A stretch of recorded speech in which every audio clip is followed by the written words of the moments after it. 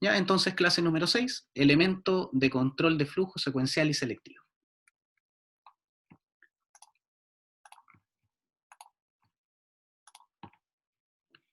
La clase de hoy día tiene el siguiente esquema. Vamos a repasar lo que es una estructura secuencial, ¿ya? Vamos a hacer la relación de esta estructura secuencial con nuestro lenguaje de programación, que es C++, y luego vamos a repasar las estructuras selectivas que vimos en algunas clases anteriores, ¿ya? Estas son las estructuras selectivas simples, dobles o las múltiples o anidadas, ¿ya? Y vamos a hacer la traducción, al igual que lo vamos a hacer con la estructura secuencial, de la estructura de control a los elementos de control de flujo que nosotros disponemos en el lenguaje de programación. Esta traducción nos va a llevar de una estructura, por ejemplo, selectiva simple, a lo que nosotros alguna vez hemos escuchado como if, y así en los otros casos también. Y ahí se presenta lo que vamos a hacer. Y como siempre, cierre de la clase en el cual ustedes tienen un espacio para realizar preguntas, ¿ya? Algo que no haya quedado claro, alguna información del curso, etc. ¿Sí? Como siempre, si alguien tiene alguna consulta, le pido que escriba en el chat. Yo, terminando la explicación, voy a leer el chat y voy a proceder a responder las preguntas. ¿Ya? Voy a tratar de ir lámina por lámina, revisando el chat, para no dejarlo tan atrasado. ¿Sí? Y si alguien quiere hablar, levanta la mano para darle la palabra y que pueda expresar su duda. Bueno, empezamos entonces. Recapitulemos un poco. ¿Qué es una estructura secuencial? Nosotros hablábamos de estructuras como esta forma en la que nuestros procesos o nuestras acciones se van ordenando. La estructura secuencial es, por lo tanto, una secuencia de instrucciones que se ejecutan, como su nombre lo dice, de manera secuencial. Esto quiere decir que se ejecutan una tras otra, sin exceptuar ninguna, o sea, sin evitar ninguna, desde el principio hasta el final, ¿sí? Y siguiendo siempre la lógica de que ejecuto una instrucción y una vez que termino de ejecutarla, recién paso a la siguiente, ¿ya? No tengo procesos en paralelo, ¿sí? Y solamente con una estructura secuencial no puedo saltarme o ignorar instrucciones que estén entre medio, ¿ya? Aquí, imagínense en la parte de que están estas instrucciones, olvídense de lo que dice ahí en, en la parte derecha, olvídense del nombre de la instrucción, simplemente enfóquense en los números. Aquí, por lógica, uno debería ejecutar 1, ejecutar 2, ejecutar 3 y ejecutar 4. ¿Ya? En una estructura secuencial, yo no voy a poder ejecutar 1, luego ejecutar 3, luego ejecutar 4 y después ejecutar 2. No, siempre uno tras otro, sin excepción. ¿Ya? Cuando hablamos, ojo, cuando hablamos solamente de estructura secuencial, ¿sí? Nuestros programas de aquí en adelante, nuestros códigos, pueden tener una mezcla de estructuras, ¿sí?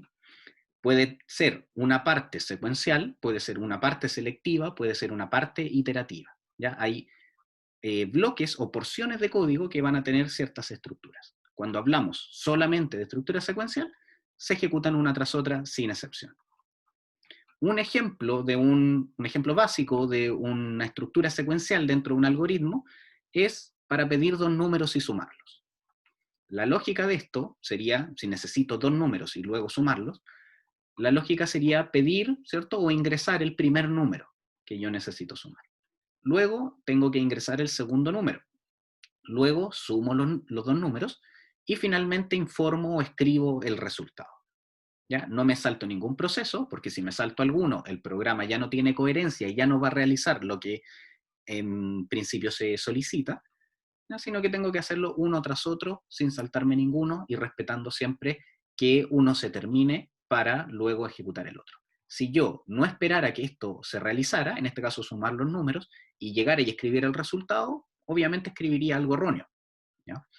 Entonces siempre estructuras secuenciales se ejecutan una tras otra sin excepción. Y ahora llevémoslo a código, ¿ya? Mantenemos la misma estructura, lo llevamos a código. Y la relación que tenemos es que el lenguaje C++, todos los programas escritos en este lenguaje contienen instrucciones que se ejecutan secuencialmente, ¿ya? Desde el principio hasta el final. Por lo tanto, C++ es considerado como un lenguaje procedural. Esto quiere decir que ejecuta una instrucción tras otra, ¿ya? A medida que aparecen escritas. Y luego, y repito, no confundirse dentro de un programa en C++, que es un lenguaje procedural o que tiene una estructura de por sí secuencial, puede haber porciones, puede haber bloques de código que no tengan una estructura secuencial, sino que una estructura selectiva o iterativa, ¿ya? Pero el lenguaje en sí es secuencial, porque si yo, imagínense, tomara estas tres líneas de código, la que dice acá suma, printf y suma, ¿ya? Tomar estas tres. Bueno, esto es la continuación de la de acá. ¿Sí? Tomar estas tres cosas. Este bloque de código podría tener una estructura diferente, no ser secuencial, pero en sí el lenguaje se va a ir ejecutando una tras otra. Si llega acá y se encuentra con una estructura diferente, selectiva o iterativa, la va a ejecutar también secuencialmente, pero tiene otra característica o le entrega otra característica al código en general, ¿ya? Pero el lenguaje de por sí es secuencial, ¿ya? Aquí hay otro ejemplo, mejor dicho, es el mismo ejemplo, pero ya traducido a un programa de este algoritmo que creé hace un segundo, ¿sí? El algoritmo para pedir dos números y sumarlos, que recordemos que el algoritmo era simplemente las instrucciones que yo tenía o los pasos que tenía que hacer para solucionar esta problemática, ya lo llevo traducido a código. En este código lo que yo hago es, primero, como estoy hablando con código y no solamente con palabras, necesito espacio en mi memoria para guardar información. ¿Y cómo defino, cómo reservo ese espacio en memoria? A través de la declaración de variables. La declaración de variables constaba primero de indicarle a mi programa qué tipo de información es la que quiero guardar. En este caso es int o integer o entero, ¿ya? Refiriéndose a números enteros, y le doy un nombre a la cajita donde voy a guardar esta información. Recuerden que la memoria son estas miles de cajitas disponibles para guardar información. Entonces yo aquí en mi programa se le dice a mi equipo que necesito en cualquier parte de esta memoria una cajita que yo voy a llamar como num1 para guardar un número entero, ¿sí? Necesito otra cajita en algún otro lugar que se llame num2 y va a guardar otro número entero. Y voy a reservar otra cajita en algún otro lugar, que esta cajita se va a llamar suma, para guardar otra información. ¿Ya? Entonces con esta línea de código yo reservo el espacio en mi memoria para guardar algún tipo de información. En este caso, entero, ¿sí? Porque ahí lo estoy definiendo. Luego, la secuencia me indica que debo ingresar el primer número, ¿sí? En programación, como estamos... como estamos interactuando con un usuario, que el usuario no tiene por qué adivinar lo que tiene que hacer. Denme un segundo que hay un alumno que está tratando de ingresar al... Ya, ahí sí. Como el usuario no tiene por qué ser adivino y saber qué es lo que tiene que hacer, el programa tiene que guiarlo. Por lo tanto, le entregamos información por pantalla que lo oriente un poco. En este caso, ingresa el primer número para esta suma. Luego el programa debe leer este número, y esto es algo de lo que vimos en el repaso de los días lunes y miércoles, cómo yo puedo imprimir información por pantalla o sacar información desde mi programa hacia el usuario, y cómo también puedo recibir información que el usuario me envía a través del teclado. Esto a través de las funciones printf, scanf. ¿Ya? Entonces le digo que ingrese un número, lo ingresa y yo lo leo, soy capaz de adquirir esta información con esta función scanf. Luego hago el mismo procedimiento para el segundo número, si se fijan se repiten las mismas dos líneas de código, pero lo que cambia es, bueno, la instrucción que se le da por pantalla, que en vez del primero ingresa el segundo, y dónde voy a guardar con el scanf. Recuerden, el scanf lo que hace es adquirir información o adquirir lo que aparezca entre comillas dobles. En este caso, como estoy tratando de adquirir un dato que quiero guardar, ocupo el especificador de tipo, que era este signo porcentaje, y lo acompaño con una letra que va a indicar qué tipo de información es. O sea, si es entero, si es un número flotante, si es booleano, si es un carácter, etc. En este caso, como es un número entero, puedo ocupar tanto la letra D como la letra I. Entonces aquí le digo que voy a leer un número entero. ¿Ya? Y la otra parte del scanf es que la guardo en una cierta variable. En estas cajitas que les mencioné anteriormente, ya, ahí voy a guardar uno de estos números. En este caso, siempre un ampersand y el nombre de esta cajita donde voy a guardar la información, en el número 1. ¿Sí? Luego hago lo mismo con el número 2 y llego a la parte del algoritmo que me dice sumar los números. Ese sumar los números se indica como suma igual número 1 más número 2, ¿sí? Y esto es lo mismo que vimos el otro día en los repasos. Al de la izquierda, a la variable que yo pongo en la izquierda, le asigno, que es el signo igual, lo que aparezca a la derecha, ya sea el valor de otra variable, ya sea una expresión, que puede ser una operación matemática entre varias variables, o lo que sea, ¿ya? Pero siempre al de la izquierda le asigno lo de la derecha, no al revés. Lo he visto escrito en algunos diagramas de bloque hasta el momento, eso aquí tiene que cambiar. Siempre el de la izquierda se le asigna el de la derecha. ¿Sí? Y finalmente aquí se imprime por pantalla, el resultado de la suma es porcentaje de, ¿sí? Y luego coma y suma. Esto lo explicamos también el día lunes y miércoles. Esto quiere decir que printf se encarga siempre de imprimir por pantalla lo que sea que aparezca entre las comillas dobles.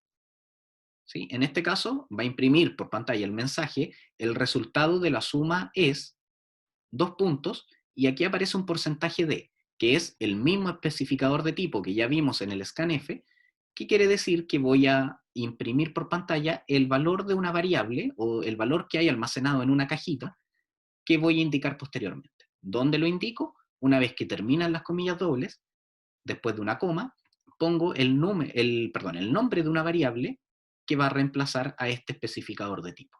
En este caso, suma, que es un número entero, va a reemplazar a este porcentaje de. Si yo tuviera más de un especificador de tipo dentro de las comillas dobles del printf, imagínense el resultado de la suma entre porcentaje de y porcentaje de es porcentaje de. ¿Sí? Les acabo de nombrar 3 especificadores de tipo en este printf. Y lo que quiero hacer es decir que el resultado de la suma entre número 1 y número 2 es suma. ¿Sí? Por lo tanto, después de las comillas dobles, voy a agregar número 1, que va a reemplazar al primer porcentaje de, coma, número 2, que va a reemplazar al segundo porcentaje de, coma, suma, que va a reemplazar al último porcentaje de. Recuerden que el reemplazo es en orden de aparición, ¿sí? Y que deben coincidir la cantidad de especificadores de tipo que ustedes ponen entre las comillas dobles con la cantidad de variables que ustedes ponen luego de las comas. ¿Sí? Si aquí hay 3 especificadores de tipo, aquí ponen 3 variables. ¿Sí? O si no, les va a entregar una advertencia, tal como lo vimos el otro día en el ejercicio práctico que hicimos. ¿Ya? Entonces, C++, como tal, es un lenguaje que es secuencial. Se ejecuta una secuencia tras otra. ¿Ya? Dentro pueden establecerse estructuras de otro tipo, pero la lógica del lenguaje de programación es ejecución secuencial. ¿Ya? De por sí, el lenguaje es secuencial, ¿ya? Siguiendo la estructura que habíamos revisado anteriormente con los bloques. ¿Ya? Ahora lo llevamos a código. ¿Sí? ¿Se va entendiendo? Creo que había una consulta. Camilo, ¿qué es lo que no se entiende? Que había señalado algo de que en los diagramas hacíamos algo mal, Ah, en la suma número 1, número ya. 2. Te explico al tiro entonces. Resulta que yo en algunos diagramas, ¿ya? Y no solo este semestre, sino que me ha pasado varias veces, veo que cuando trabajan con, por ejemplo, hacer esta suma, escriben número 1 más número 2 es igual a suma. ¿Sí? Ahí, por lógica, la asignación suma, o sea, la variable suma va a recibir el resultado de la operación entre número 1 y número 2. Pero tienen que tener cuidado porque en la programación se se tiene que hacer de que a la variable de la izquierda yo le asigno lo que sea que ponga en la derecha, ¿sí? Leyéndolo esto ordenadamente, debiera ser suma, recibe o se le asigna el valor de número 1 más número 2, lo que sea esto, ¿sí?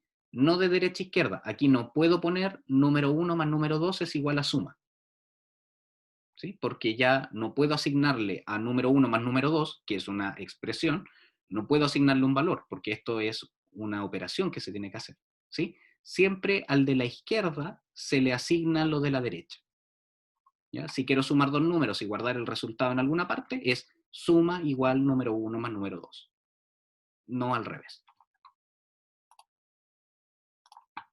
¿Sí? ¿Se entiende?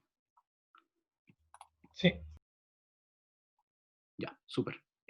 Martín, dime. Profe, no me quedó claro la parte cuando dijo todo esto de los declaradores de qué tipo de variable es en Uy, el espera, print. te escucho súper mal. No sé si que se me están desconectando los audífonos. Dame un segundo.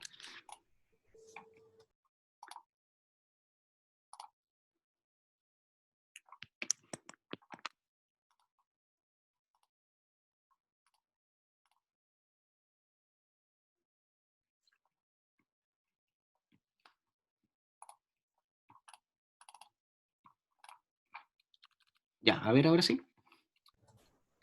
¿Ahí se me escucha? Sí, ahí sí.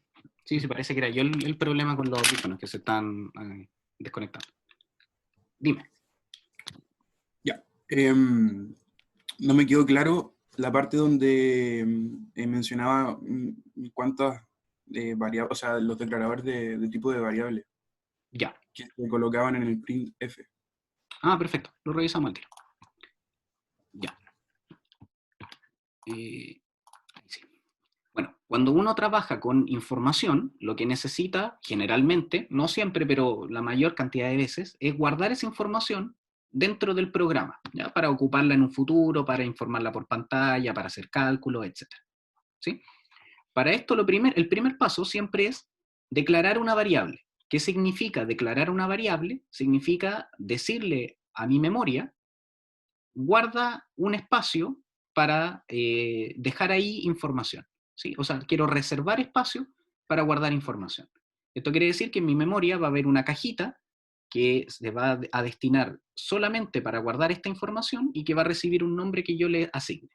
En este caso yo le digo a la máquina que en la memoria quiero reservar espacio para guardar un número entero, en este caso, porque puede ser de otros tipos de datos, como ya lo revisamos, y esa cajita yo la voy a reconocer como número 1.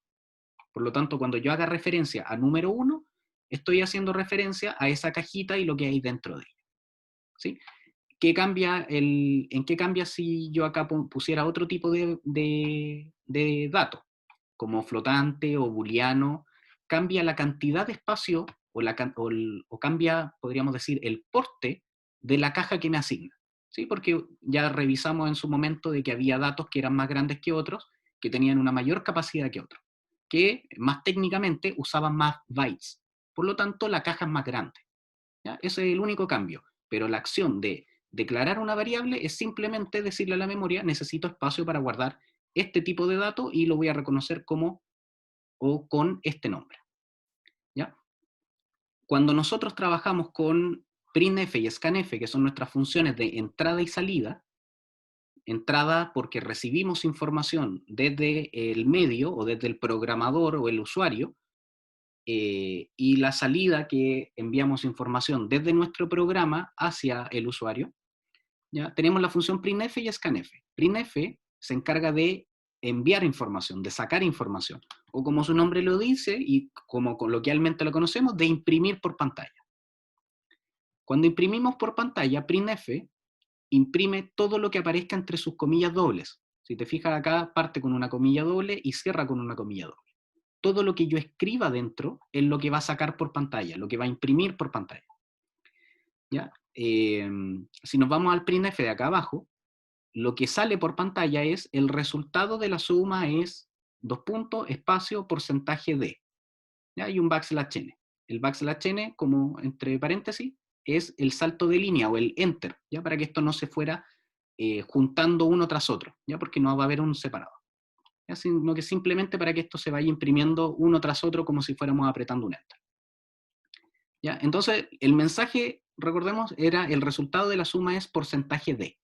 ¿Pero qué es este porcentaje de? Porque de principio no informa nada, o sea, no me interesa que salga porcentaje de por pantalla. Esto es un especificador de dato que le indica al printf que lo que yo quiero imprimir cuando aparezca un porcentaje algo es el valor de una variable, ¿ya? Variable que puede ser de distintos tipos, puede ser entera, puede ser char, puede ser bool, etc.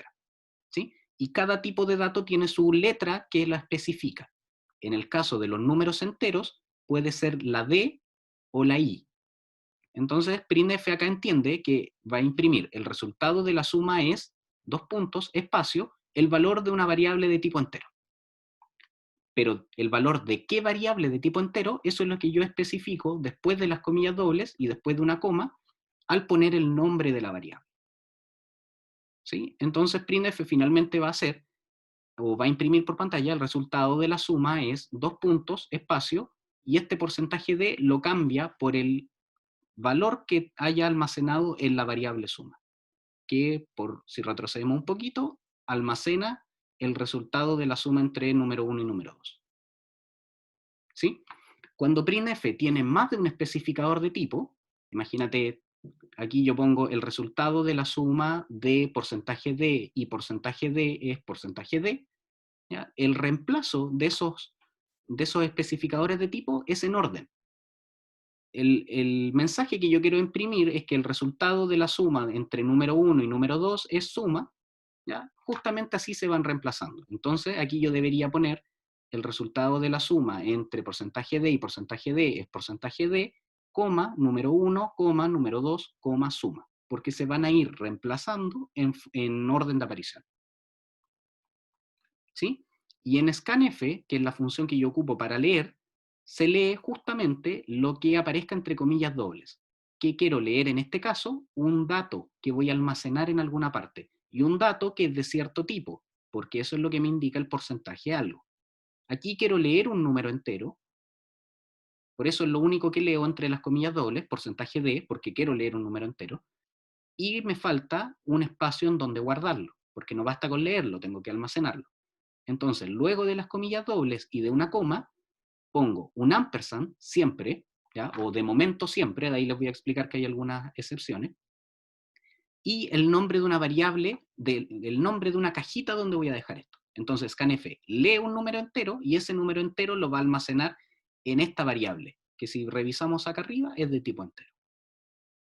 ¿Sí? Si yo pusiera dentro de scanf porcentaje de, espacio, porcentaje de, mi programa espera que el usuario ingrese un número entero, imagínate el 7, ponga un espacio, ingrese otro número entero, por ejemplo el 8, y acá deberíamos también agregar otra variable donde queda almacenado el segundo dato. ¿Sí? Como aquí va a ser porcentaje de, espacio, porcentaje de, aquí debería ser coma, por ejemplo, ampersand número 2, coma, ampersand número 3. ¿Sí? Porque cada uno se va a ir almacenando en una variable. ¿Sí? No sé si queda claro, si queda alguna duda, Martín, o cualquiera de los participantes.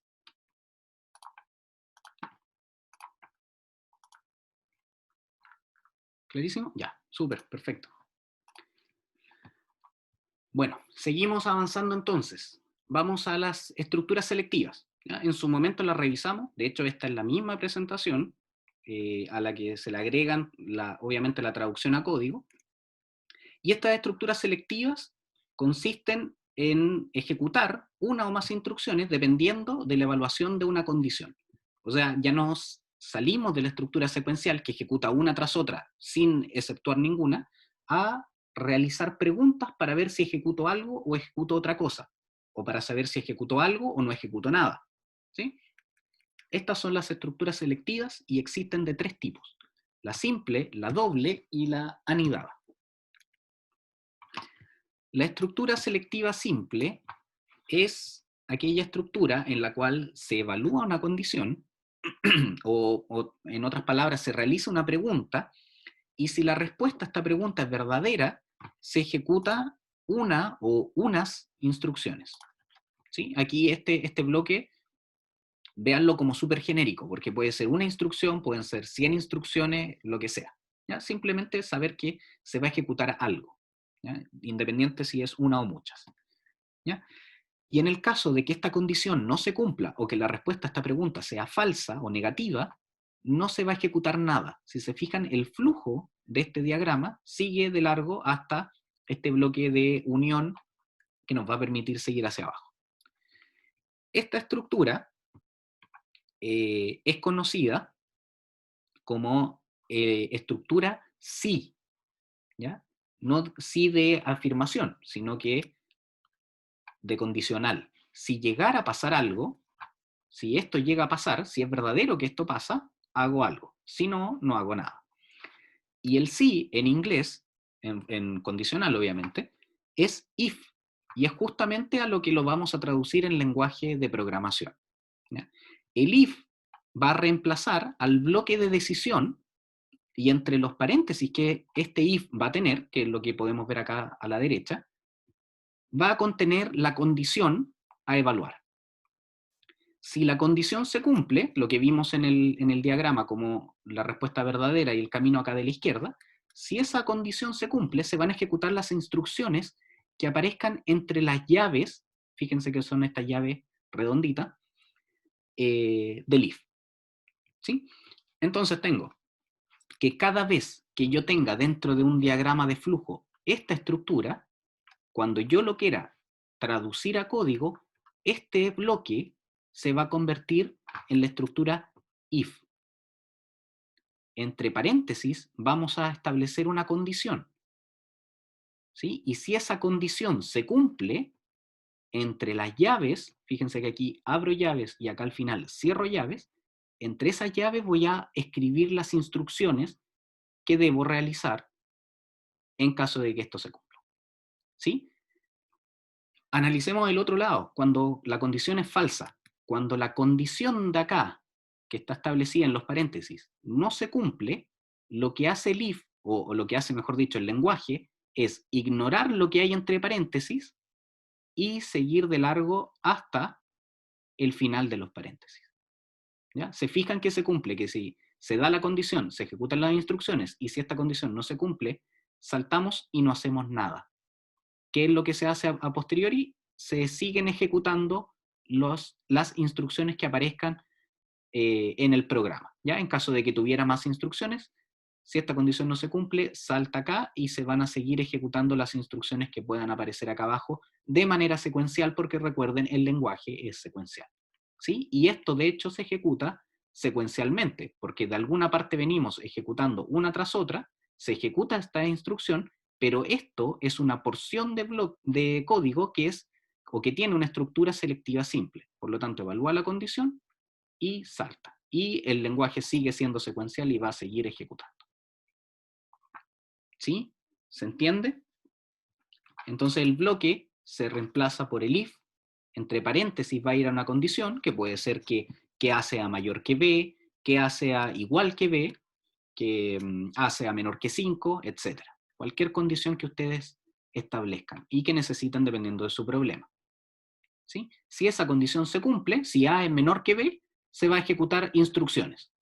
Si A no es menor que B, lo que va a hacer es ignorar todo lo que hay escrito ahí y va a saltar hasta una parte que está después de las llaves. ¿Ya? Entonces les voy a dar un par de minutitos, dejémoslo en 5 minutos, en el cual vamos a, les pido que en una hoja, ¿cierto? O en el Lucidchart, que fue la herramienta que ocupamos, ¿ya? Generen el diagrama de flujo de esto, o si lo tienen guardado también, porque fue un ejercicio que hicimos en su momento, ¿ya? Que tengan el diagrama de flujo y luego hagan la traducción a código, ¿ya? Eso lo pueden anotar en su editor de texto, lo pueden anotar en una hoja, etc. ¿Ya? Como ustedes más les acomode. Pueden hacer el dibujo y el código en una hoja, como también pueden hacerlo en el computador. No No es necesario que se hagan uno u otro, ya ustedes eligen. La idea es que por favor lo hagan. Vamos a dar 5 minutos para que hagan el diagrama y hagan la traducción desde el diagrama hacia el código. ¿Ya? Así que 5 minutitos, vamos a cronometrar ahora y después lo resolvemos en conjunto para que quede claro. ¿Sí? Cualquier consulta que haya, me escriben o levantan la mano y les doy la palabra. ¿Sí? Ya, a trabajar.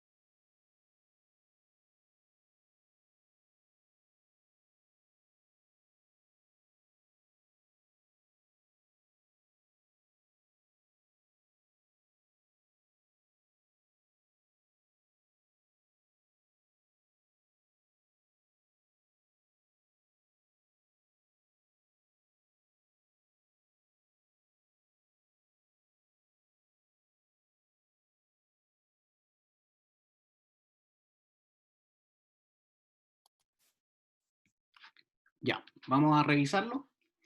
Le voy a pedir a alguno de ustedes que en el chat, ¿sí? O que levante la mano para que me diga qué bloques tiene este algoritmo. ¿Ya? Es bastante sencillo, son poquitos, es bastante corto, pero es para agilizar un poco y tener ir realizando la traducción. ¿Ya? Así que si alguien lo puede dejar en los comentarios mientras yo proyecto lo que viene. ¿Sí? O que levante la mano y pueda hablar.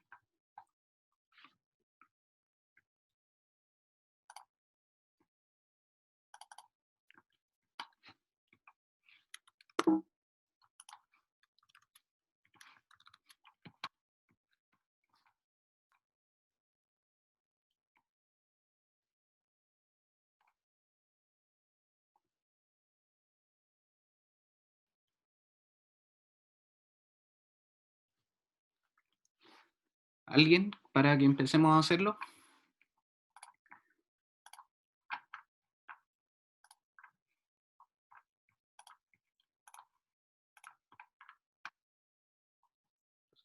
Súper, bien. Como siempre, nuestros diagramas de flujo tienen un bloque terminal, ¿cierto? Al principio y al final. Luego vamos a necesitar bloques de impresión por pantalla, bloques de datos o de entrada por teclado. Vamos a necesitar la decisión porque estamos realizando una pregunta y un proceso, que es lo que vamos a realizar en caso de cumplirse esa condición. ¿Sí? Entonces el problema decía que hay que ingresar dos números. Si el segundo número es 0, entonces se suman los números y se entrega el resultado. En caso contrario, no se hace nada. ¿Ya? Bueno, vamos a ir a programar. Esto, obviamente, en profundidad lo vamos a ver en el laboratorio, pero es bueno que ya vayan teniendo conocimiento de esto. Y es algo que también hicimos los días lunes y miércoles. Bueno, abro mi entorno de desarrollo. En este caso estoy usando el Gini. Como les mencioné esos días, ustedes pueden usar el que a ustedes les acomode. Voy a guardar mi archivo, ¿ya? Le voy a poner ejemplo, .cpp. .cpp es la extensión que tienen estos archivos de programación en C++. ¿Ya? Y le voy a dar la estructura básica de un programa, que fue algo que también revisamos en la última clase.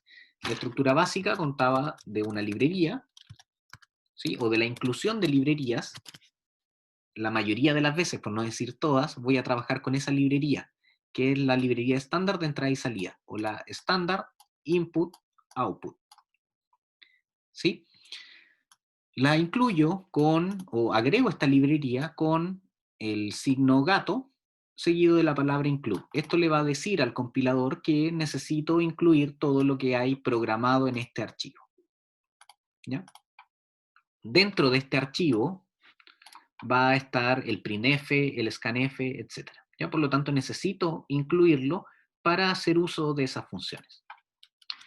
Y la otra parte fundamental de un programa es la función principal, o la función main, que consta de el nombre de la función, con su tipo, int main, paréntesis, que los dejamos en blancos, abrimos y cerramos llave, y en la última sentencia de esta función, antes de que se cierren las llaves, coloco retorno, ¿sí? Return 0, y un punto y coma. ¿Ya? Mencionar que, esto lo vimos, que todas las líneas de código, salvo algunas excepciones, terminan con punto y coma. ¿Ya? Y aquí tenemos un par de excepciones, que son la inclusión de librerías y cerrar llaves de una función. ¿Ya? Pero todas las otras líneas de código, o la mayoría de estas, van a terminar con un punto y coma. ¿Cómo compilaba? Bueno, aquí hay un icono que me indica para construir. Recuerden que compilar es traducir de texto o del código fuente al código objeto, que es los ceros y unos. ¿Ya? Aparte de compilar, y por eso aquí se llama construir, lo compilo y lo enlazo para crear un archivo ejecutable. ¿Ya? Ese archivo ejecutable aquí, en este entorno de desarrollo, se ejecuta con estas dos tuerquitas y va a aparecer una ventana de la terminal que va a ejecutar mi programa. Como mi programa actualmente no está haciendo nada, obviamente aquí no aparece nada. ¿Sí? Pero sí me está indicando que la compilación terminó con éxito, lo que quiere decir que no cometí ningún error escribiendo, y pude ejecutar el programa. ¿Ya? Si yo me equivocara, por ejemplo, pusiera, o se me olvidara poner ese punto y coma, compilo y me aparece el error que dice que espera un punto y coma después de la sentencia retorno cero. ¿Sí? Y me dice que hay un error generado. ¿Ya? También recordemos que se me va a marcar subrayado en rojo, que si yo estoy en alguna parte del código y cliqueo 2 veces acá, me va a llevar a la línea donde hay un error, que aquí no sé si se alcanza a apreciar, pero hay un número que es el 5, que me indica en qué línea de código está el error, etc. Son todas esas utilidades que nos dan los entornos de desarrollo. Entonces la arreglo nuevamente, compilo y estamos bien. Ya, ahora comencemos a traducir lo que, lo que teníamos propuesto en el problema. ¿Ya? Lo primero es ingresar los dos números. Ya revisamos que para trabajar con información lo primero que debo hacer es crear variables, ¿cierto?, que me van a permitir almacenar esta información. ¿Ya? Como este problema dice ingresar dos números y en algún caso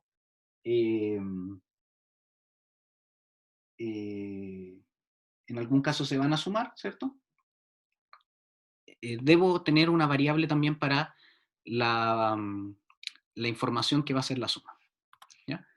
Luego debo pedir los números, y pedir los números de aquí en adelante se va a transformar en una acción de dos pasos. El primero, y como les comenté hace un rato, el usuario no es adivino, por lo tanto debo informarle que debe ingresar un número, es justamente darle un aviso.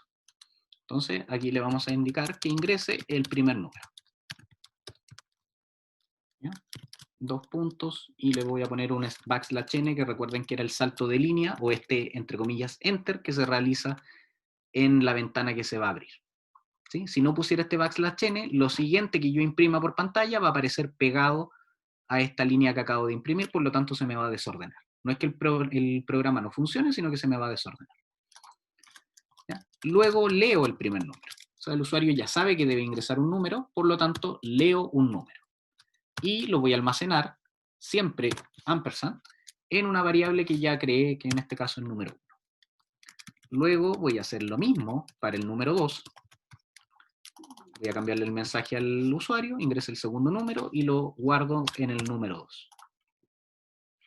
¿Ya? Y ahora mi algoritmo, mi problema en un principio me planteó que si el segundo número es 0, entonces se suman los números. ¿Sí? Una suma entre el primer número y el segundo número, siendo el segundo número 0, obviamente va a tener el valor del primer número. ¿Ya? Esas son cosas que las podríamos ir depurando después. Pero en este caso, debemos poner nuestra condición. Y cuando aparece el bloque condicional en nuestro algoritmo, en nuestro diagrama de bloques, eso va a quedar reemplazado por un if, que es el si, o si llegara a pasar esto. ¿Ya?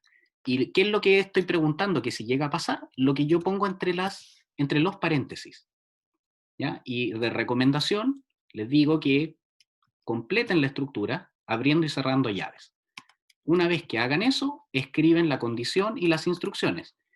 Esto les va a evitar un problema, que es que puede que yo me equivoque después, ponga una línea, 2 líneas de código, 3 líneas de código, y después sigue escribiendo como si nada. Pero se me va a olvidar cerrar las llaves del if. ¿Sí? Así que como recomendación, les digo que creen la estructura con su nombre, abran y cierren paréntesis, y abran y cierren llaves. Luego ponen el espacio ahí para hacer algo, y van con la condición. ¿Cuál es la condición? Si el segundo número es 0, entonces se suman los números y se entrega el resultado. Entonces debo preguntar si es que la condición de que el segundo número es 0 se cumple. ¿Cómo comparo dos números? Recuerden, pongo un número a la izquierda, en este caso lo que haya en la variable número 2, y pregunto si es igual. Y cuando pregunto o quiero comparar dos cosas, es un doble igual. Porque un solo signo igual significa que estoy asignándole un valor. Pero aquí lo que quiero hacer es comparar. Por lo tanto es dos signos iguales. Y la pregunta entonces es, si número 2 es igual a 0, lo que voy a hacer es sumar los números. Esto quiere decir que a suma, yo le voy a asignar el valor del número 1 más número 2, y voy a entregar el resultado, o voy a imprimir por pantalla el resultado. Printf el resultado de la suma es porcentaje de. ¿Sí? Porque quiero imprimir información que está en mi programa. Y ese porcentaje de lo voy a reemplazar, coma, por lo que hay en la variable suma. ¿Sí? La otra parte del ejemplo dice que en caso contrario, esto quiere decir que si número 2 no es 0, no va a hacer nada. Y esta estructura, por definición, si esto no se cumple, no va a hacer nada. ¿Sí? Entonces mi programa debería saltar acá y finalmente no va a hacer nada. ¿Sí? Porque ¿qué es lo siguiente que se encuentra después de que esta condición es falsa y salta acá? Se encuentra con el retorno 0 que marca el fin del programa. ¿Sí? ¿Se entiende? Si alguien tiene alguna duda, por favor que me haga saber, ¿ya? Bueno, si esto está listo, lo compilamos. Me dice que la compilación ha terminado con éxito y lo ejecuto. Primero voy a cumplir con la condición. Esto quiere decir que si yo ingreso el primer número, que es 7, y el segundo número tenía que ser 0, ¿sí? Me va a decir que el resultado de la suma es 7. ¿Por qué? Porque el segundo número que yo ingresé es 0. Y bueno, y 7 más 0 es 7. ¿Sí? Cumple con la condición, por lo tanto se ejecuta esta porción de código que yo escribí entre sus llaves. Ahora vamos con el otro caso, cuando la condición no se cumple. Esto quiere decir que el primer número puede ser 7 y el segundo número 9. Y si se fijan, mi programa no hizo nada. ¿Sí?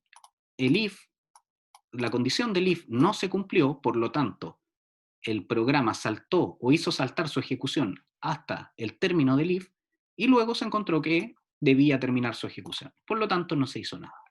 Solo se va a ejecutar las instrucciones dentro del if si la condición se cumple. ¿Ya? Aquí voy a hacer el último ejemplo. 10, 0, el resultado de la suma es 10. ¿Sí? Porque el segundo número que ingresé fue 0. ¿Sí? ¿Se va entendiendo? ¿Todo ok? Bueno, volvamos.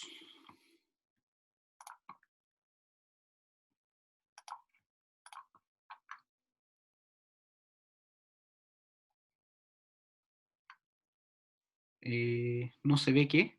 Perdón.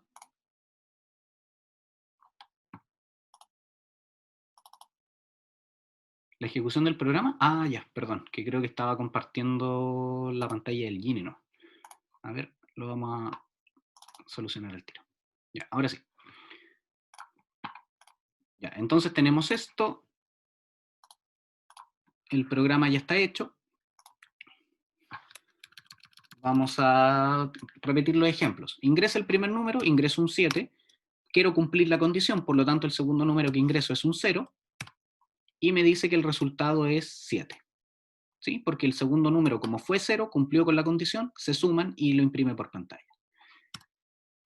En caso de que no cumpla esa condición, imaginemos que el primer número vuelva a ser 7, pero el segundo número es 9, o sea, no es 0, no hace nada. ¿Sí? Porque, como les dije, no cumplió con esta condición y saltó su ejecución al final de las llaves y se encontró con el retorno 0, que significa terminar la ejecución. ¿Sí? ¿Ahí sí? ¿Ya? Y esto funciona para cualquier número, ¿cierto?, que no cumpla la condición 0. Si el segundo número es 0, va a hacer esto, imprimir por pantalla. Si no cumple, no lo hace y termina la ejecución. Ya, súper. Gracias por avisarme. Me había equivocado al compartir la pantalla. Ya. Bueno, sigamos con la estructura selectiva. Tenemos el otro tipo, que es doble, que no tenía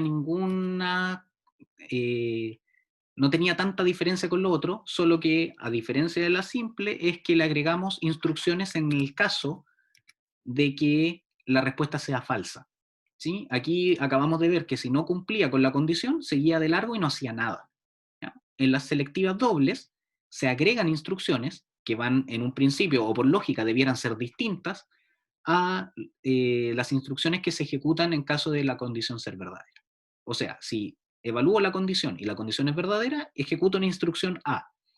Y si la condición la evalúo y resulta ser falsa, ejecuto una instrucción B. ¿Sí? Imagínense, acá puede ser que si un número es tanto, sumo, si un número es tanto, resto. ¿Sí? Entonces voy a conocer esta estructura selectiva doble como el bloque si o if y si no. O sea, si pasa esto, esto, y si no pasa, ejecuto lo otro. Y esto lo traducimos directamente como if-else. ¿Ya? El if, como funcionaba con la estructura selectiva simple, va a reemplazar al bloque de decisión, a la pregunta que se hace. Y entre los paréntesis, como ya lo acabamos de ver, y si se fijan hasta este punto, no sé si lo puedo marcar aquí, hasta este punto, es la misma sintaxis o la misma escritura que lo que acabamos de ver. ¿Sí? Ahí está el if, la condición, la llave, la instrucción y cierro llaves. Entonces, esto es lo mismo. Si se cumple esta condición, voy a ejecutar la instrucción A. Pero en este caso, cuando no se cumple, igualmente salto al final de las llaves, ignorando lo que hay adentro, pero me voy a encontrar ya no con el resto del programa, sino que con otra porción especial de código que se va a denominar else, o lo que vendría a reemplazar el si no del nombre. ¿Ya? Se conectó un compañero. Entonces tenemos el else, que reemplaza al si no del nombre.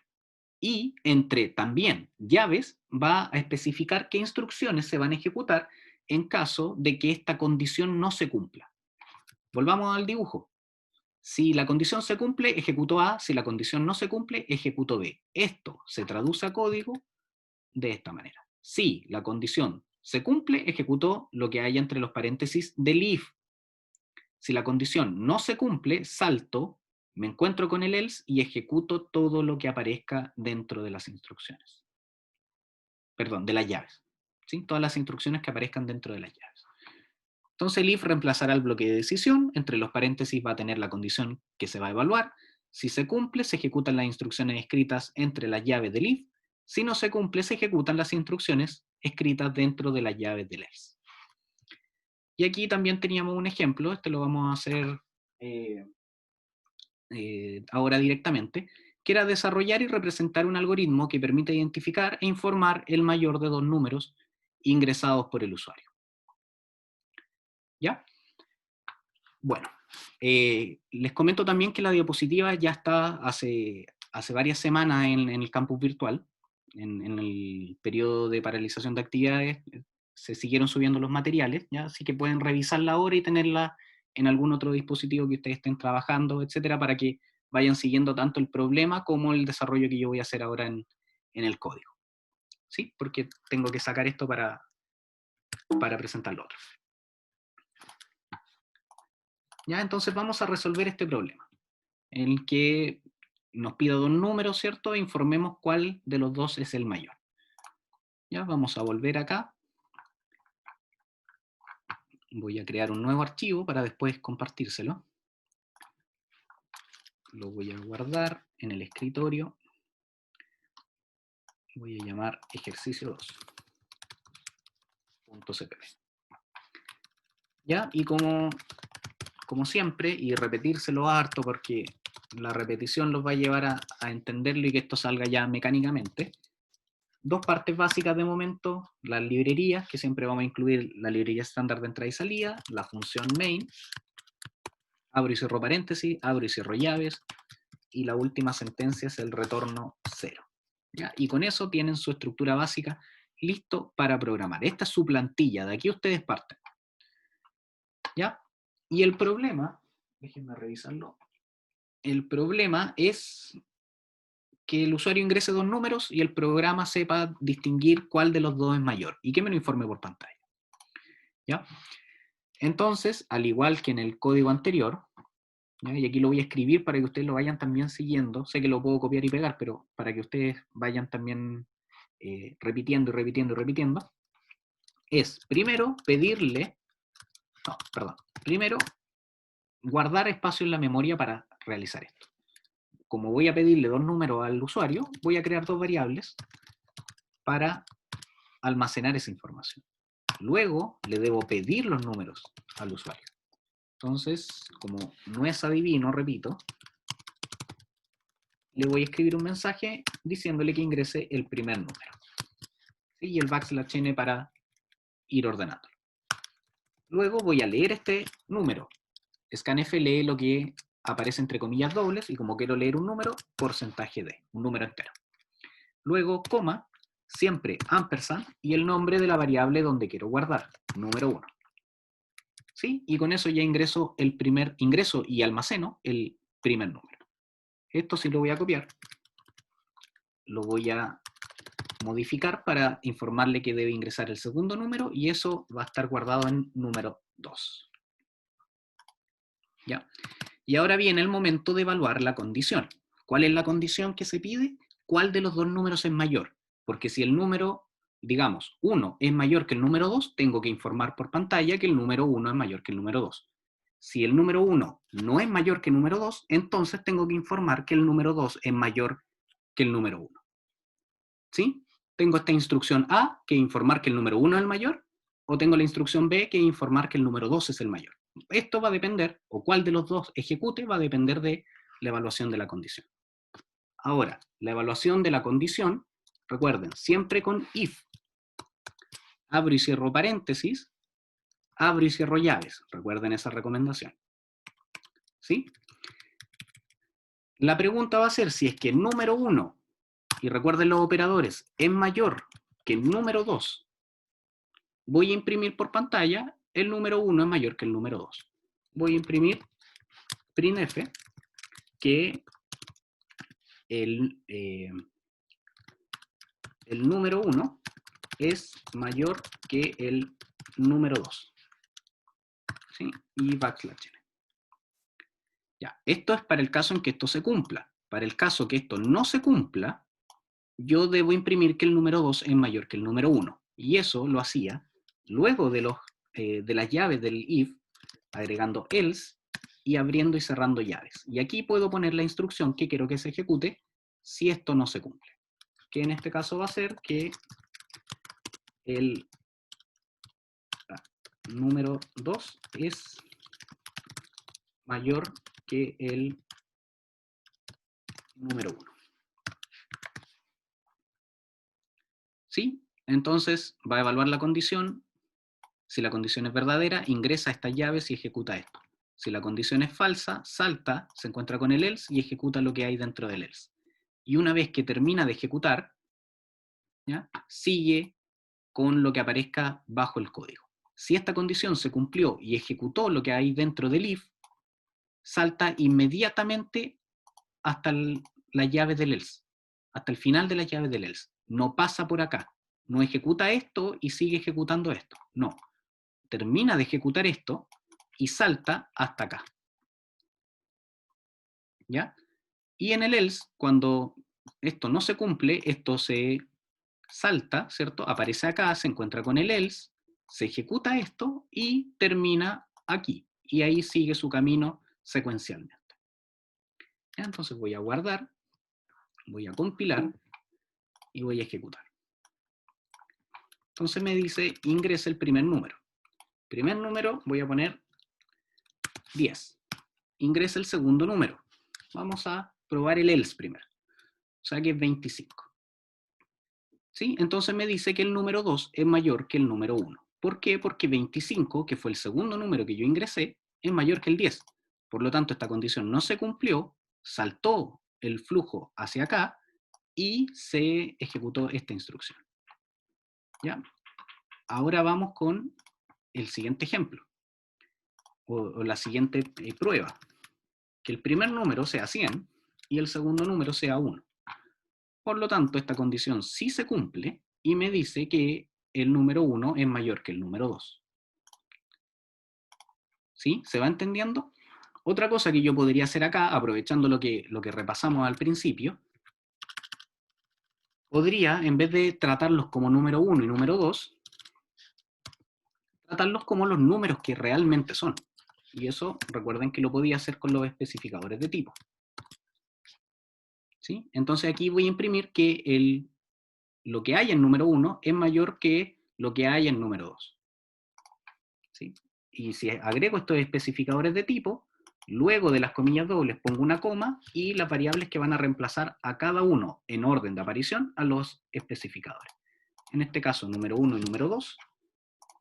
Y aquí también lo edito, el porcentaje de es mayor que el porcentaje de, pero aquí como el número 2 es mayor, los invierto, ¿cierto? Porque recuerden que en orden de aparición, y ahí estaría listo.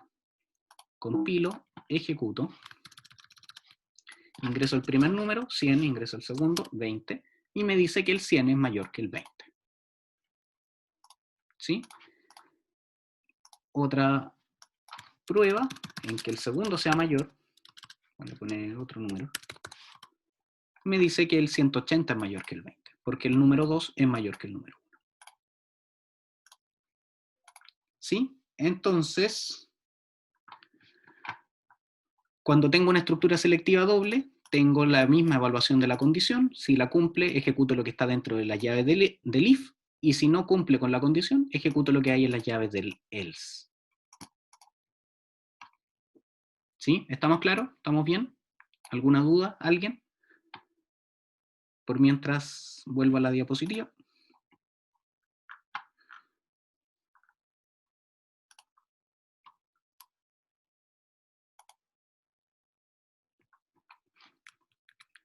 ¿Ya? Ahora, tenemos como última estructura selectiva la que conocimos en su momento como estructura selectiva anidada. La estructura selectiva anidada permite solucionar problemas cuya complejidad hace evaluar varias condiciones. ¿Sí? Vamos preguntando y preguntando y preguntando, una tras otra. Por lo tanto, el camino, generalmente, de cuando la respuesta o la evaluación de la condición es falsa, se va encadenando con otras estructuras selectivas, ¿ya? Y eso, en conjunto, es lo que conocemos como selectiva anidada. ¿Ya? Que una de las ramas de esto vaya incluyendo otras estructuras selectivas y así sucesivamente. Termina, eso sí, siempre, con una opción en caso de que no se cumpla con ninguna. ¿Ya? Va a llegar un momento, una condición n, ¿sí? Puede ser la 5, la 10, la 15, etc., ¿ya? En que si ya resulta ser falsa, va a ejecutar una instrucción final. ¿Sí? Aquí varios lo vieron en sus tareas, ¿cierto? Si no era la opción 1, era la opción 2, y la opción 3, y la opción 4, etc. Y si no es ninguna, hay un error. ¿Ya? Ejemplos de ese estilo. Esto lo vamos a traducir a código de la siguiente manera. Fíjense que vamos heredando prácticamente el mismo código anterior y le vamos añadiendo un poquito más. ¿Ya? Al igual que lo hacemos con los dibujos, con las estructuras. Entonces, para solucionar estos problemas que nos piden evaluar varias condiciones, cada una de esas condiciones se va agregando con un else if, ¿ya? Que podría ser traducido como si se cumple esto, hago esto, si no, si se cumple esto otro, hago esto otro, y si no se cumple esto otro, hago esto otro, y así sucesivamente, hasta que si no se cumple nada, termino con un else y ejecuto una instrucción C, ¿ya? Que aquí puede ser un error o lo que ingresó no es válido, etc. ¿Sí? Entonces termina con la opción, este else final, porque fíjense que cada uno de las evaluaciones va a ir con un else if, ¿ya? El else que se utiliza al final es cuando no se cumple ninguno y es lo que sería esta parte. ¿Sí? Cuando esta condición n es falsa. ¿Ya? Entonces, misma sintaxis, if, entre paréntesis, la condición que quiero evaluar. Si cumple, ejecuto la instrucción A. Si no cumple, salto y llego hasta acá y pregunto, además, que si llegara a cumplir con esta segunda condición, ejecuto esto, y si esta condición 2 no se cumple, salto y voy al else, ¿sí? O al otro else if, ¿sí? Dependiendo de cuántas condiciones tenga. ¿Ya? y cuando ya no se cumple nada, digo else, que podríamos traducirlo como todo lo demás y que sea la instrucción C. ¿Sí? ¿Se entiende? Ya, ahora tenemos nuestro último ejercicio. Ya les voy a dar igual un par de minutos, lo van a solucionar ustedes. Y lo revisamos entre todos. ¿Ya? El ejercicio es el siguiente, que también lo vimos en su momento. Desarrollar y representar el algoritmo. Ya, les voy a pedir acá solo el código, por favor, para que andemos un poquito más rápido. Solo el código para desarrollar este problema. ¿Ya? Ingreso una nota, o el profesor ingresa una nota entre el 1 y el 7. El algoritmo debe transformarla a una nota conceptual según la lista mostrada a continuación. Esto quiere decir que si yo ingreso cualquier nota entre el 1 y el 3,9, por pantalla me va a imprimir insuficiente. Si ingreso una nota entre el 4 y el 4,9, me va a escribir por pantalla suficiente, y así sucesivamente. ¿Ya? Fíjense en el tipo de dato que estoy usando, y fíjense las condiciones que tengo que cumplir. ¿Ya? Acuérdense de los operadores lógicos, ¿ya?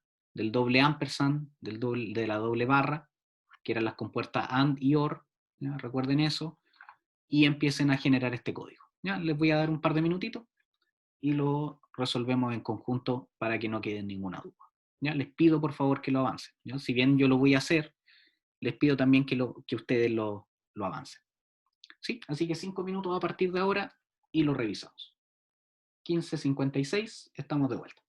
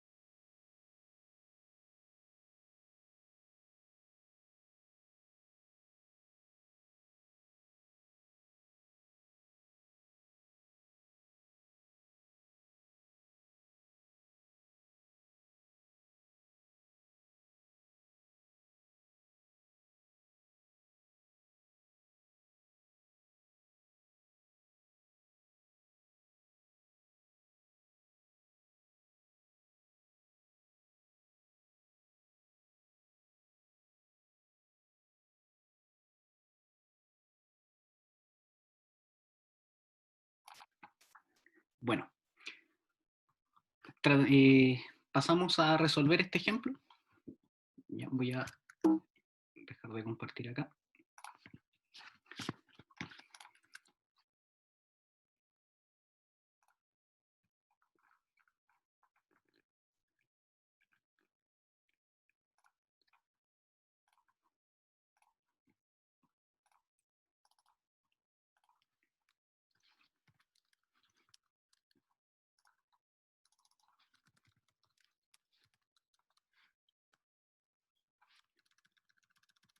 Ya, entonces, recapitulando, el problema nos pide, en este caso, un programa que ante la nota que ingresa un profesor, una nota que ingresa un profesor, el algoritmo la transforma a una nota conceptual. Esto quiere decir que de un número va a pasar a una palabra a través de la impresión por pantalla. Si el profesor ingresa entre un 1 y un 3,9, me va a imprimir por pantalla nota insuficiente, o insuficiente solamente. Si la nota que ingresa el profesor entre 4 y 4,9, la va a imprimir por pantalla como suficiente, 5 y 5,9 bien, 6 y 7 muy bien, ¿ya? O entre 6 y 7. ¿Ya? Entonces ahora pasemos a programar esto. El algoritmo, yo creo que ya lo tienes más o menos claro cómo funciona, ¿ya? Sobre todo porque obviamente es un ejemplo de esto. Ahora vamos a traducirlo a código. Bueno, repetirles nuevamente que ustedes siempre van a partir desde acá, ¿ya? Esta es su plantilla y ya deberían empezar a memorizarla. De aquí parten su programa, ¿ya? Con la inclusión de la librería estándar de entrada y salida, que nos permite realizar lectura y escritura, ¿ya? O imprimir información y leer información. Y nuestra función principal, que es la función main, que tiene su tipo, su nombre, sus paréntesis, y entre las llaves todas las instrucciones que se van a ejecutar, teniendo como última sentencia la de retorno, ¿ya? Y cierro la llave. Perfecto. Ahora, lo que me pide el problema es procesar esta nota, que va a ser una nota que es decimal, ¿cierto? Tiene una parte fraccionaria. Por lo tanto, a diferencia de los ejemplos anteriores, el tipo de dato va a cambiar, ¿ya? Voy a hacer el mismo proceso, que es pedirle a la memoria que reserve un espacio para guardar información, pero le voy a dar otro tipo de dato, que en este caso sería flotante, ¿sí? Porque flotante es el tipo de dato que tiene o que maneja este lenguaje de programación para referirse a los números reales con una parte decimal, ¿sí? A la que voy a llamar nota, para tener claridad de qué es lo que estoy almacenando ahí. Entonces le dije a la memoria que guarde espacio, que me reserve una de las cajitas para guardar una información que va a ser un número real y que yo voy a conocer como nota. Luego, el siguiente paso sería decirle al profesor que ingrese una nota. Por lo tanto, voy a imprimir por pantalla, ingrese una nota.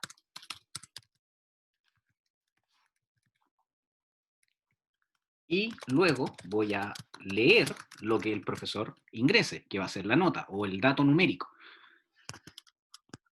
Voy a leer esta información que va a ser un tipo de dato, por eso el porcentaje, pero como ya no es entero, no puedo usar ni la D ni la I. Cuando trabajo con números flotantes, con números reales, con parte decimal, ocupo la F, ¿ya? A diferencia de los enteros. Y lo otro se mantiene igual, tengo que poner el ampersand y el nombre de donde voy a guardar esa información que es de tipo flotante, ¿sí? Que es nota, que es una variable de tipo flotante. ¿Sí? Bueno, ahora empieza la seguidilla de preguntas o de evaluación de condiciones. Lo primero que voy a evaluar, que sería mi primer rango, es que si nota, dame un segundo, va entre 1 y 3,9. Ya. Si es que nota es mayor o igual a 1, y aparte tiene que ser menor o igual a 3,9. ¿Sí? Cuando yo quiero agregar condiciones o quiero evaluar condiciones que tenga más de una parte, ¿Sí? O sea, que cumpla con dos condiciones. En una, que en este caso, que la nota sea mayor o igual a 1, pero que además sea menor o igual a 3,9, lo hago con el doble ampersand, que significaba una compuerta lógica AND. ¿Sí? Cosa que revisamos en la clase y que si alguno tiene dudas me puede decir ahora o puede revisar también el video de la clase anterior. ¿Sí? Entonces la compuerta lógica AND, ante dos entradas, la única forma que resultara en su salida verdadero era que ambas entradas fueran verdaderas. ¿Sí? O sea, esto quiere decir que bueno, aquí voy a rellenar por mientras, pero que para que la condición general, que es lo que está escrito entre paréntesis, sea verdadero, o sea, para que esta condición general se cumpla, tiene que ser verdadero tanto esta condición como esta condición. ¿Sí? Porque estamos utilizando el operador lógico de del doble ampersand o el y o el and. ¿Ya? Entonces, ambas deben ser verdaderas para que la salida en general sea verdadera. ¿Sí? La otra compuerta que existe es la compuerta con dos barras, que es la compuerta lógica OR. ¿Qué quiere decir? Que para que la salida o la condición general sea verdadera, por lo menos una debe ser verdadera. Si ambas no se cumplen, es falsa. Si se cumple esta y esta no, la condición es verdadera porque se cumplió por lo menos una. Si esta es falsa y esta es verdadera, también es verdadero, y si ambas son verdaderas, también es verdadero. ¿Sí? En este caso quiero que se cumplan ambas. Por lo tanto, la nota tiene que ser mayor o igual a 1 y la nota también tiene que cumplir con que sea menor o igual a 3,9. ¿Sí? ¿Se entiende? Esto es un poquito más, puede resultar un poco más enredado. Así que si hay alguna duda, por favor, comentarme, ¿ya? Para ir deteniéndome si es necesario. Entonces, recapitulando, para ser parte de esta primera instrucción, que sería imprimir por pantalla insuficiente, se tiene que cumplir que la nota que ingresó el profesor esté entre 1 y 3,9. Es por eso que aquí ponemos que, como condición, que la nota sea mayor o igual a 1 y que además esa nota sea menor o igual a 3,9. ¿Ya? Y recuerden abrir y cerrar la llave. Perdón. Recuerden que si esto se cumple, entro a las llaves. Y si entro a las llaves, voy a imprimir por pantalla insuficiente. Que fue lo que se pide acá. ¿Sí? ¿Se va entendiendo? Luego, si esta condición no es verdadera, me voy por el otro camino. Si recordamos acá, si esto es falso, tengo que evaluar una segunda condición, que en este caso sería este segundo rango, entre 4 y 4,9. Y para llevarlo a código, utilizo, el else if. Entonces acá, else if. Y planteo una segunda condición, ¿sí? Con sus respectivas llaves. Esta segunda condición va a ser de que si nota es mayor o igual a 4 y que aparte sea menor a 4,9,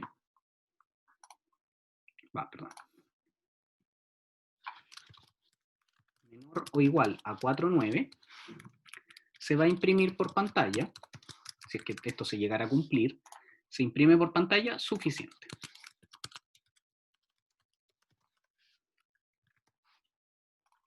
A ver, parece que hay una pregunta. Martín, ¿sí?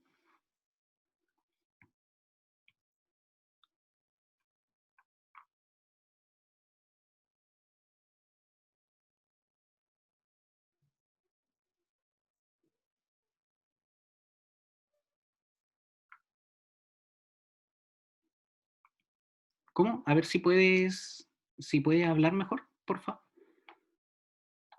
Habilito tu micrófono al tiro, aunque creo que ustedes también pueden. ¿Aló? Sí, ahí sí.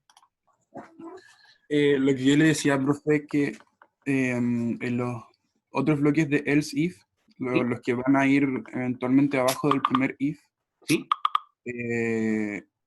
realmente hace falta colocarles la primera condición que evalúa que son mayores o iguales que 4. O sea, por ejemplo, si el if Eso, ¿por qué? evalúa mi condición ¿Ya? y la valida como verdadera, ¿no se aceptaría todo lo demás? Exacto, justamente. ¿Ya? Esto Ah, es ya. simplemente para, primer acercamiento, que vayan entendiendo dónde van las condiciones y que establecer los rangos. ¿Qué es lo que ustedes van a ir comprendiendo después? Es que si ya no cumple con esto, hay condiciones que ya se dan por dadas, ¿sí? Porque ¿qué es lo que estoy haciendo en palabras sencillas o en un ejemplo cotidiano de esto? Estoy separando información, ¿sí? Estoy filtrando información, porque estoy buscando que una nota sea un tal valor, pero si ya la nota me indica que ya es, que no es menor que 3,9, evidentemente la nota va a ser mayor que 4, ¿sí? O mayor que 3,9, perdón.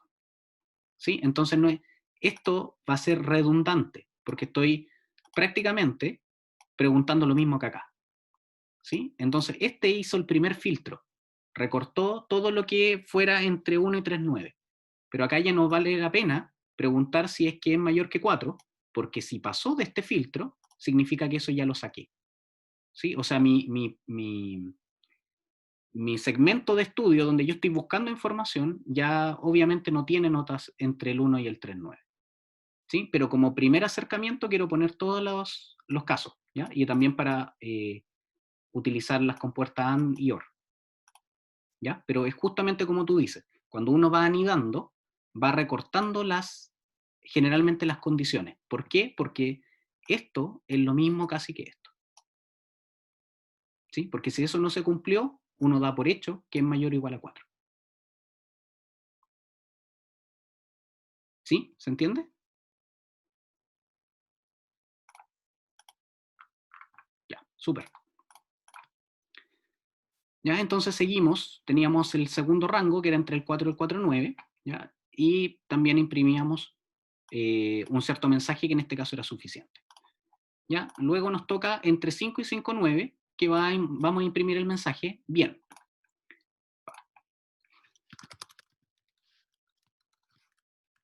Entonces si nota es mayor o igual a 5 y también es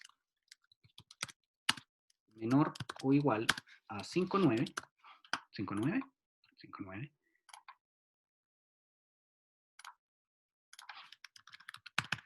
imprime por pantalla bien. Y aquí ya llegamos al punto en que nos queda un solo rango, que es el 6, entre el 6 y el 7, ¿ya? Y esto lo vamos a considerar como el rango en que, si no cumplía ninguna de las otras condiciones, va a llegar a ese. Fíjense acá, justamente lo que aportaba Martín es que si ya no cumple con todas estas, ya no tiene Profe, sentido que yo ponga... profe, no se ve la pantalla. Ah, perdón.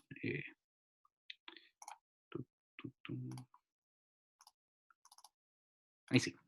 ¿Ya? Puse el último rango, nota mayor o igual a 5 y nota menor o igual a 5,9, me va a imprimir por pantalla bien. Y llegamos al último rango, que sería el de 6 a 7, que justamente lo vamos a asociar a el rango cuando ya no se cumplió ninguno de los anteriores, por lo tanto voy a llegar a una instrucción final, o una instrucción que más adelante vamos a poder conocer como por defecto. ¿Ya? Aquí, como aportó Martín, no tiene sentido que yo pregunte si es mayor a 6 o menor a 7, ¿sí? Porque como no cumplió con todos estos, es lógico que cumpla con el último rango, que es de 6 a 7, ¿sí? En este caso. Entonces, si no cumple con ninguna de las otras condiciones, significa que estoy ante una nota que está entre 6 y 7, por lo tanto debería imprimirle por pantalla. Muy bien, muy bien.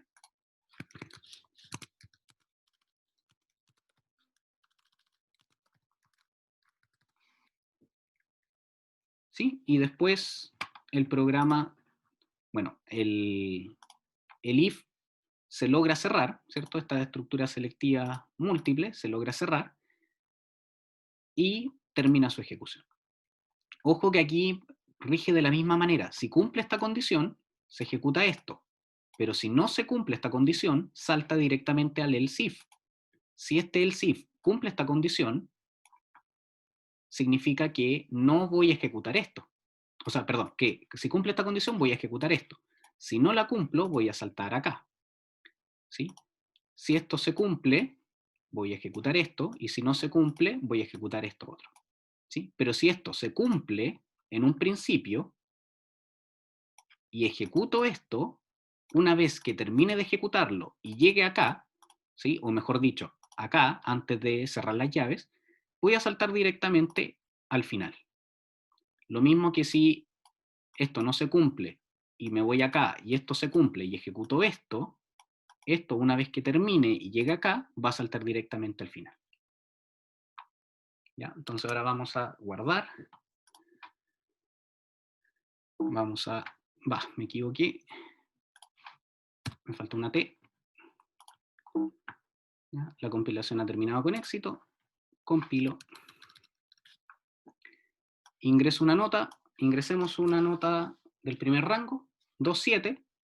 La evalúa y como cumple con esta condición, imprime por pantalla insuficiente. Y al imprimir por pantalla insuficiente, que es lo que aparece acá, termina esa ejecución y salta hasta el final del if completo, ¿ya? Considerando que esta segunda parte, ¿ya?, es solamente cuando no cumple esta condición.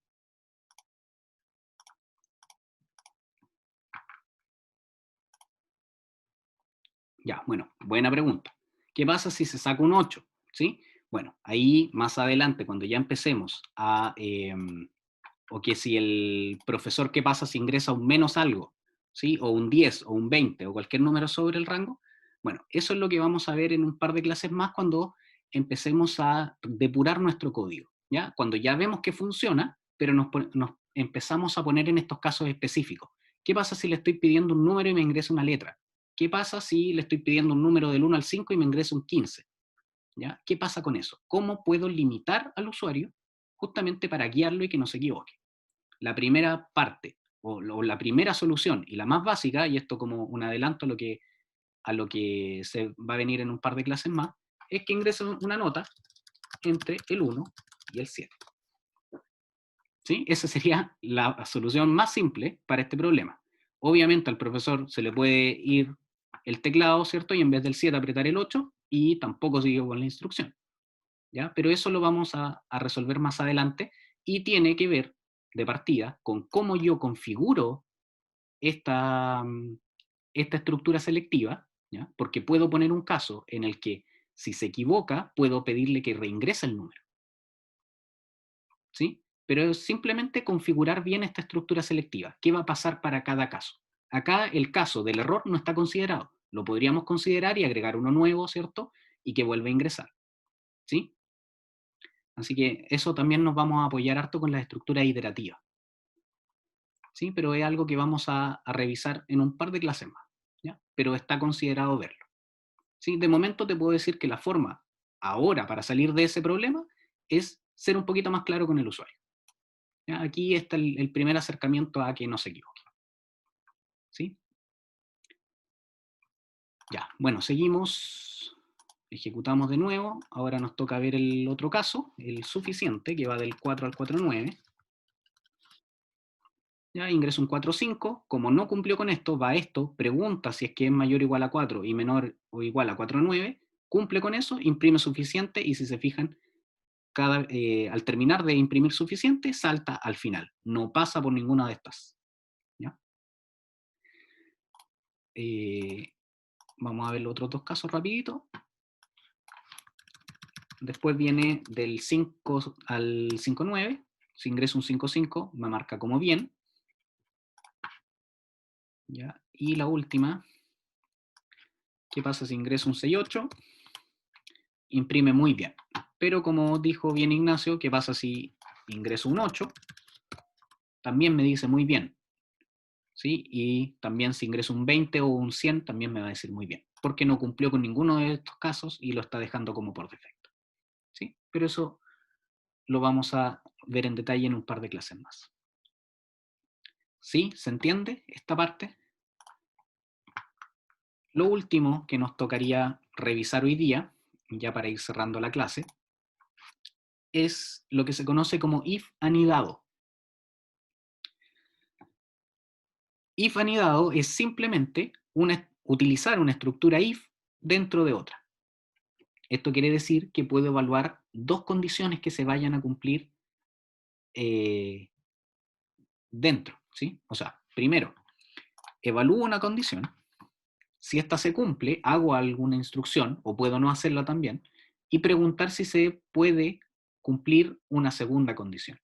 ¿Ya? Si esta condición se cumple, ejecuto además otra cosa. O sea, puedo preguntar por más de una característica de la variable que ingreso. ¿Sí? Pero que sea un if anidado significa que está uno dentro del otro. ¿Ya? Si se fijan acá, el if principal, con su condición 1, abre llaves acá y cierra llaves acá al final. Y este if con la condición 2 abre su llave acá, tiene la instrucción B y cierra su llave acá. Por lo tanto, este if con la condición 2 está dentro de este if con la condición 1. ¿Sí? Eso quiere decir que este if con la condición 2 solo se va a ejecutar en caso de que la condición 1 se cumpla. ¿Sí? ¿Se entiende? ¿Ya? De esto no hay ejemplos, solamente para que lo vean en cuanto a sintaxis. ¿Sí? Cómo se escribe un if anidado. ¿Ya? Y con eso llegamos al fin de la clase de hoy día. La próxima clase, como les dije hace un rato, ya están en campus virtual desde la paralización de actividades. Pueden revisarla, pueden leerla antes de que la hagamos el próximo viernes. Vamos a revisar una estructura selectiva extra, que es la estructura switch, que nos va a permitir, que es una estructura de programación, ¿ya? Se relaciona o realiza los mismos trabajos que acabamos de ver hoy día, pero es una estructura extra que tenemos en programación para solucionar algunas cosas, ¿ya? Tiene algunas particularidades también que hay que comprender, ¿ya? Y hay obviamente cosas que la diferencian con una seguidilla de if. Y también vamos a ver las estructuras iterativas, ¿ya? Estas estructuras que nos permiten realizar una instrucción o varias instrucciones una cierta cantidad de veces o una cantidad de veces indefinida. ¿Sí? Así que eso tenemos presupuestado para la próxima semana. Y antes, obviamente, lunes y miércoles, recuerden el laboratorio. Yo creo que mañana a primera hora va a estar disponible ya el link para el test de entrada, para que lo puedan contestar hasta las 5 de la tarde del día lunes. Así que mañana temprano debería estar eso habilitado. Les voy a mandar un mensaje por Slack en todo caso y un correo para que lo vayan revisando. ¿Sí? Si hay alguna consulta, ahora es el momento. Si no hay consultas, terminamos la clase por hoy día.